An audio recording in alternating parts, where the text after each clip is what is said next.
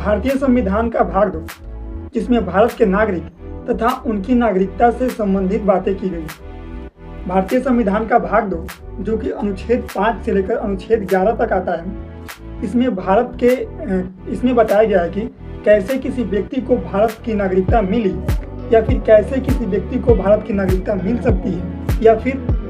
किस आधार पर किसी व्यक्ति से भारत की नागरिकता छीनी जा सकती है।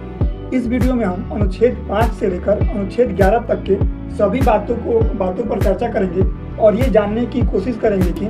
किस अनुच्छेद में किस प्रकार की बातें की गई है। अनुच्छेद 5 में संविधान के प्रारंभ से नागरिकता देने की बात की गई। अब इसका मतलब क्या होता है? इसका मतलब ये होता है कि जब संविधान लागू हुआ, यानी कि 26 जनवरी 1950 को जब हमारे भारत में संविधान लागू हुआ, तो उस समय जितने भी लोग भारत में अस्थायी रूप से निवासी हों या फिर जिनका जन्म भारत में हुआ हो, तो वो लोग भारत के नागरिक हो जाएंगे। स्वतः ही वो लोग भारत के नागरिक हो जाएंगे और उनको भारत की नागरिकता मिल जाएगी। अनुच्छेद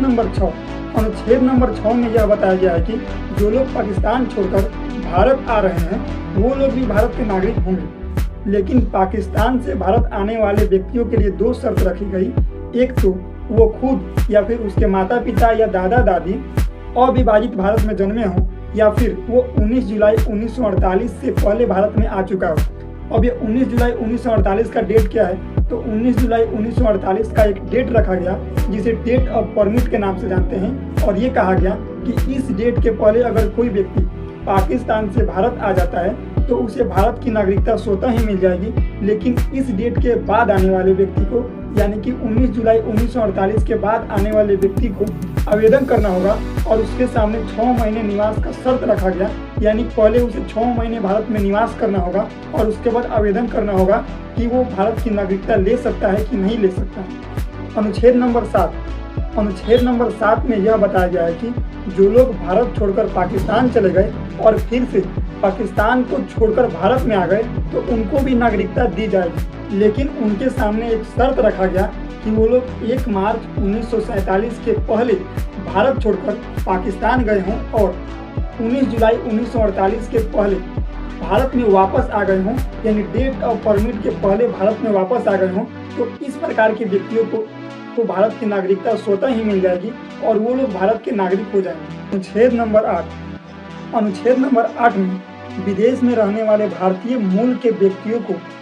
नागरिकता देने की बात की गई, और इस अनुच्छेद में ये बताया गया है कि जो लोग भारतीय मूल के व्यक्ति हैं, यानी कि जिनका उद्भव भारत से हुआ है या फिर जिनके माता या पिता दादा दादी जिनके पूर्वज भारतीय हैं, अगर वो लोग चाहें तो भारत की नागरिकता ले सकते हैं, उनको भी भारत की नागरिकता दी जाएगी।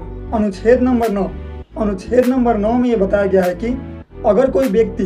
अपनी स्वेच्छा से अन्य देश की नागरिकता को ग्रहण करता है तो उसकी भारत की नागरिकता स्वतः समाप्त हो जाएगी और वो अब भारत का नागरिक नहीं रहेगी। इस अनुच्छेद का मतलब होता है कि भारत में एकल नागरिकता का प्रावधान है, ना कि दोहरी नागरिकता का। अब ये एकल नागरिकता क्या होता है? तो एकल नागरिकता का मतलब होता है कि आप एक समय में केवल एक ही देश की नागरिकता को ले सकते हैं। अगर आप चाहें कि मैं भारत का नागरिक हूँ और किसी और देश का भी नागरिकता ले लूँ तो ऐसा संभव नहीं है। अगर आप किसी और देश की नागरिकता को ग्रहण करते हैं तो भारत का नागरिकता स्वतः ही समाप्त हो जाएगी और आप भारत के नागरिक नहीं रहे। अनुच्छेद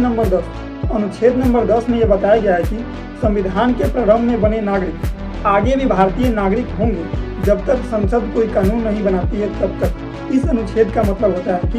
जिन नागरिकों को अनुच्छेद 5, अनुच्छेद 6, अनुच्छेद 7, अनुच्छेद 8 के तहत भारतीय नागरिकता मिली है और वो भारतीय नागरिक बने हैं, वो लोग संविधान बनने के बाद भी भारतीय नागरिक होंगे और उनकी नागरिकता निरंतर बनी रहेगी। अनुच्छेद नंबर 11 में यह बताया गया है कि नागरिकता का अर्जन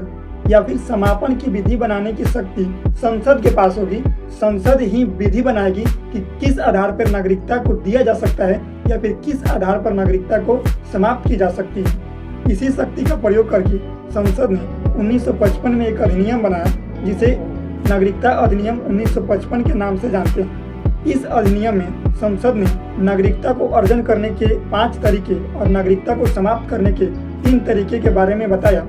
इस वीडियो में हमने भारतीय संविधान के भाग 2 यानी अनुच्छेद 5 से लेकर अनुच्छेद 11 तक के सभी अनुच्छेदों को जाना। अगले वीडियो में हम भारतीय संविधान के भाग 3 यानी अनुच्छेद 12 से लेकर अनुच्छेद 35 तक की सभी अनुच्छेदों को जानेंगे और ये जानेंगे कि किस अनुच्छेद में किस बारे में बताया गया।